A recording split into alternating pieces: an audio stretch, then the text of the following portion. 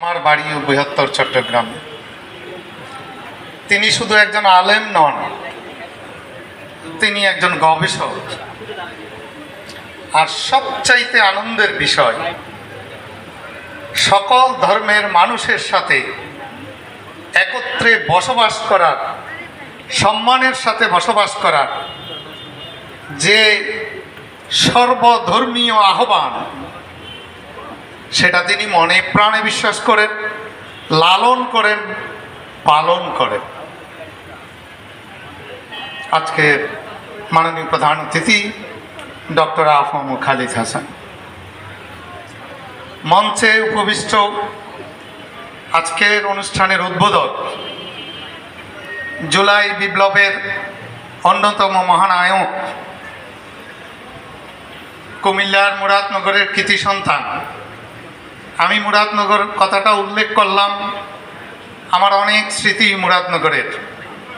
আমি ওনার সাথে আলাপ করছিলাম, সেই ইলিয়টগঞ্জ থেকে শিকাই, কোম্পানিগঞ্জ থেকে রহিমপুর, সালিয়াকান্দি থেকে রামচন্দ্রপুর, পুরো এলাকা আমার জানা। আমি জানি ওনার সাথে আমার আলাপ হচ্ছিল 71 সাল থেকে 2024 সাল পর্যন্ত বাংলাদেশে যত জায়গায় সাম্প্রদায়িক ঘটনা ঘটেছে, সেদিক থেকে মুরাদনগরের সনাতনী সম্প্রদায় ভাগ্যবান। কারণ এই মুরাদনগরে কোনোদিন সাম্প্রদায়িক ঘটনা ঘটেনি। আমার আরেক ভাই এখানে আছে, আলাপ করছিলাম, এই জুলাই বিপ্লবের অন্যতম আরেকজন নায়ক মোয়াজ্জেম সাহেব, আমি তাকে এই মুহূর্তে দেখছি না, অন্যতম ছাত্র সমন্বয়ক, তার সাথে আলাপ হচ্ছিল।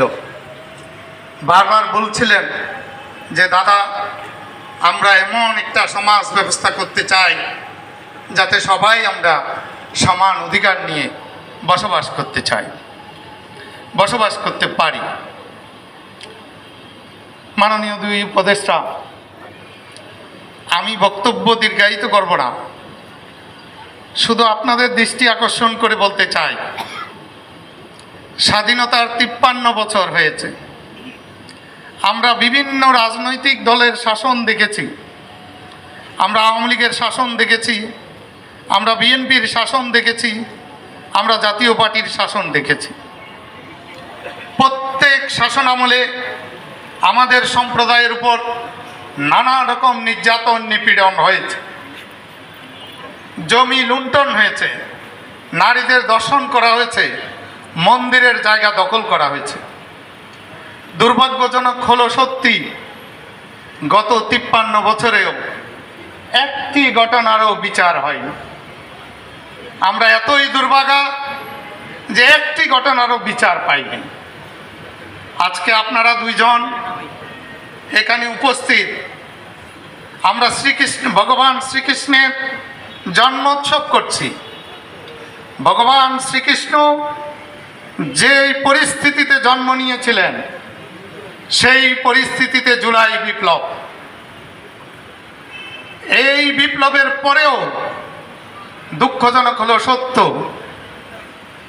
আজকেও বিভিন্ন জায়গায় আমাদের উপর হামলা হয়েছে, বাড়িঘর লুটপাট হয়েছে, মন্দিরে অগ্নিসংযোগ হয়েছে।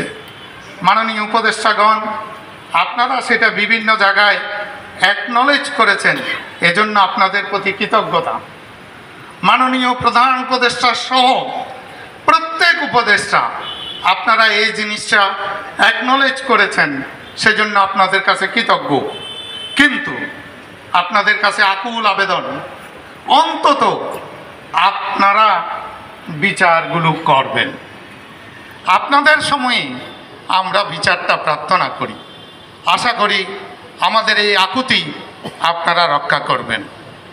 আরেকটি বিষয়, আপনারা আন্দোলন করেছেন বৈষম্যের বিরুদ্ধে। 71 সালে বাংলাদেশ স্বাধীন হয়েছিল বৈষম্যের বিরুদ্ধে। হিন্দু, মুসলমান, বৌদ্ধ, খ্রিস্টান, জাতি ধর্ম নির্বিশেষে সকলের রক্ত স্নাত হয়ে এই বাংলাদেশ স্বাধীন হয়েছিল। আজকের যে জুলাই বিপ্লব, জুলাই বিপ্লব আপনারা নেতৃত্ব দিয়েছেন সামনে থেকে, কিন্তু এই আন্দোলনেও জাতি ধর্ম বর্ণ নির্বিশেষে সকলে রক্ত স্নাত হয়েছে। আমরা 71 সাল থেকে আজ পর্যন্ত বিশ্বাস করতে চেয়েছিলাম যে আমার আপনার সাংবিধানিক অধিকার সমান হবে। আমার আপনার এই মাটিতে জন্ম, এই মাটিতে বেড়ে ওঠা, আমরা শুধু সমান অধিকারটুকু চাই, আমরা বিচার চাই। সেই জন্য মাননীয় প্রধান উপদেষ্টার কাছে, আপনাদের কাছে, সকলের কাছে আমাদের দীর্ঘদিনের পুঞ্জীভূত সমস্যার আলোকে আমরা 8 দফা দাবি আপনাদের কাছে দিয়েছি। ইতিমধ্যে আপনাদের এই দাবি দেওয়া মুখস্থ।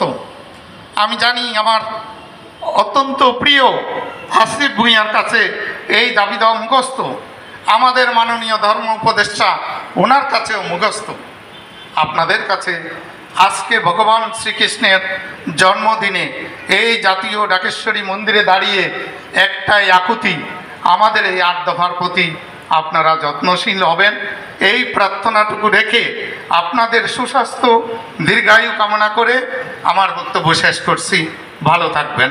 হরে কৃষ্ণ।